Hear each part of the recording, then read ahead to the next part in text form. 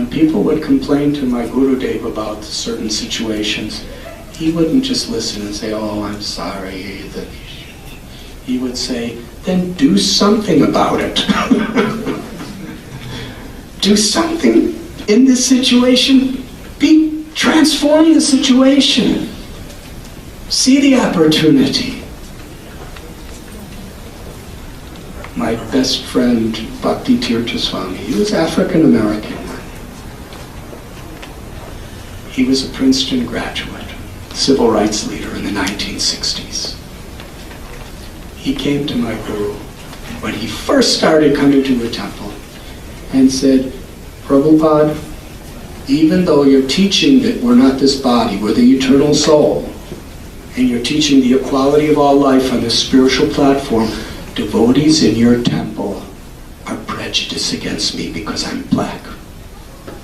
There's racism among your devotees. Because you see, Srila Prabhupada on another occasion, he said, when you come to a real spiritual path, it's not that you're clean, but at least you're coming into the shower. And it's the process of getting clean. He said, when you go to a hospital, it's not that everybody's healthy, but they're coming to get healthy. So you can't expect everybody to be saintly. But some people are saintly. And others are trying to help each other to become like that. So in Bhakti Tirtha Swami, his name was John at the time, he said this, that there are people, there are devotees who are racist, who are prejudiced in this temple.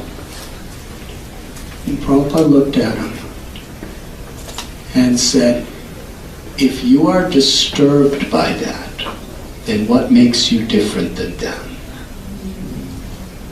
Think about that. That's very deep. He thought about it, and it transformed and enlightened his life forever. That their problem is that they're identifying with your body as being black, and you're disturbed by it because you're identifying with your body as being African American.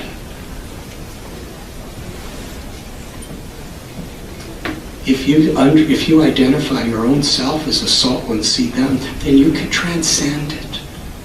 You can deal with it with compassion. And he did that. And he became one of the greatest saints in this world.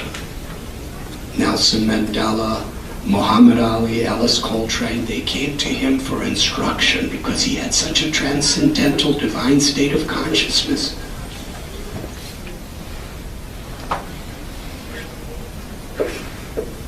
The lesson of the chicken. And a crane. A crane is a bird. It's not the cranes that build skyscrapers. They have long legs and big pointed beaks.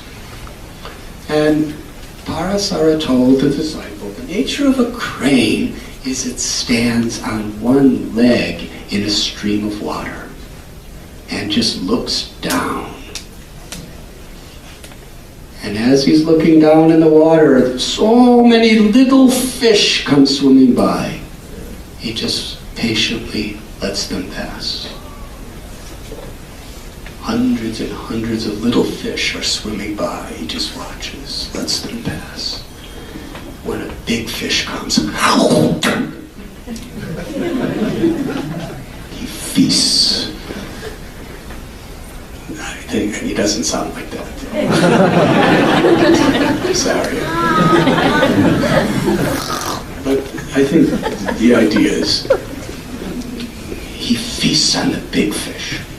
Now this analogy is not to inspire you to eat fish. It's a lesson that he is looking for. He's seeing the big picture, and he's not disturbed by all the little things that pass by. He's looking for the big thing. And this is very important, to be happy in this world, because there are so many distractions, so many little things that come into our life that we get disturbed by, upset by, we react to, and then we make things so much worse. Prahlad, he said, if we don't have proper knowledge, if we're not focused on the higher goals of life, then the solutions to our problems create bigger problems than the original problems. Yes.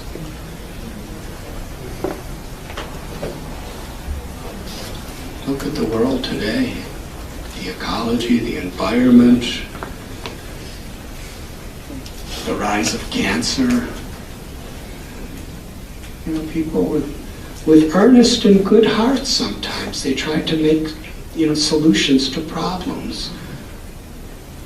But because they didn't see the big picture, their problems created their solutions created huge problems.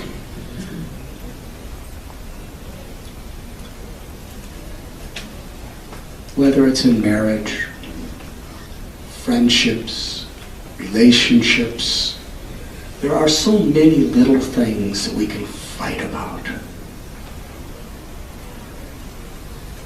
But actual Dharma is when we focus on the higher principles of why we are together, what we are trying to achieve, what is our purpose. Vishayavanivartante niraharasya dehena rasaparajam rasopyasya param dristvanivartate. The Bhagavad Gita explains that the mind and the senses can easily be so distracted and disturbed by so many stupid little things. Do any of you ever have that experience? But if we focus on the higher, more meaningful things, then the little things don't matter. Like the crane, we just watch all the little fish go by about all these distractions and all these little problems and all these little issues and all these little quarrels that we gossip. The philosophy of the crane is we should focus our minds not to be distracted by the gossip and propaganda that permeates this world, but focus on the truth.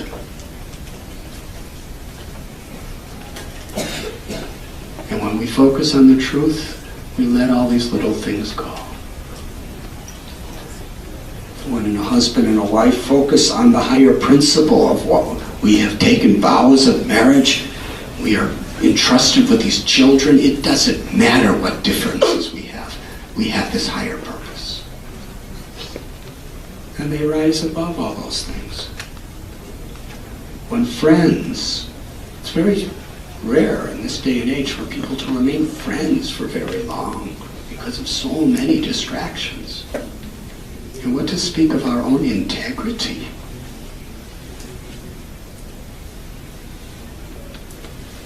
Let the little fish flow by, just watch them.